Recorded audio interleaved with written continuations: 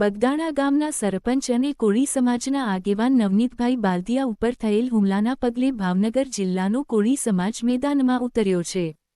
બગદાણા કોળી સમાજના સરપંચ ઉપર થયેલ જીવલેણ હુમલામાં પ્રસિદ્ધ સાહિત્ય કલાકાર માયાભાઈ આહિરના દીકરાની ફરિયાદીના જણાવ્યા મુજબ આ ગુનાહિત કાવતરામાં સીધી સંડોવણી હોવાનું સાબિતી સાથે પુરવાર થાય છે। તેમ છતાં સ્થાનિક પોલીસ પ્રશાસન દ્વારા મુખ્ય આરોપીનો બચાવ કરી સામાન્ય લોકોમાં કાયદાના રક્ષક પોલીસ ઉપર જે ભરોસો છે તેને નષ્ટ કરવાનું કામ મહુવા પોલીસ કરી રહી છે।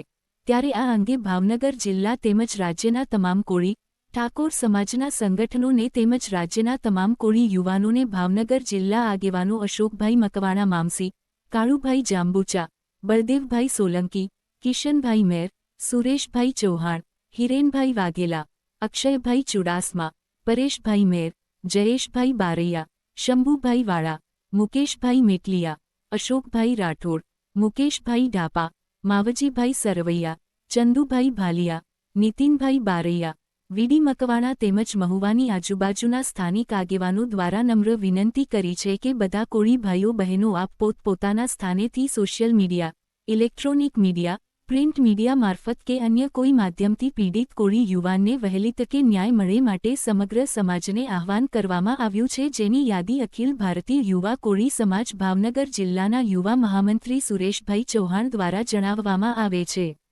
અહેવાલ રિપોર્ટર જયદેવ વી મંડેર। કોલ રેકોર્ડિંગ હોવા છતાં પોલીસ તંત્ર એને છાવરે છે। શા માટે છાવરે છે કોઈને ખબર નથી।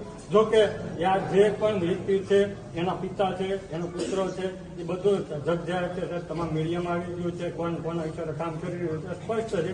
એટલે અમારી એવી આપને માંગણી છે કે પોલીસ તંત્ર જ્યારે અમારું નથી સાંભળ્યું ત્યારે અમે તમારી પાસે અમે અમારી માંગણી લઈને આવ્યા।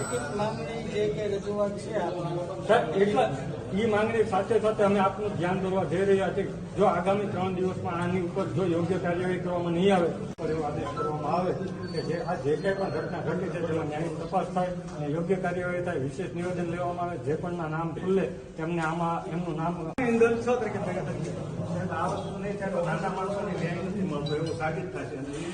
ખરેખર સરકાર માટે, તંત્ર માટે બહુ અઘરું કહેવાય।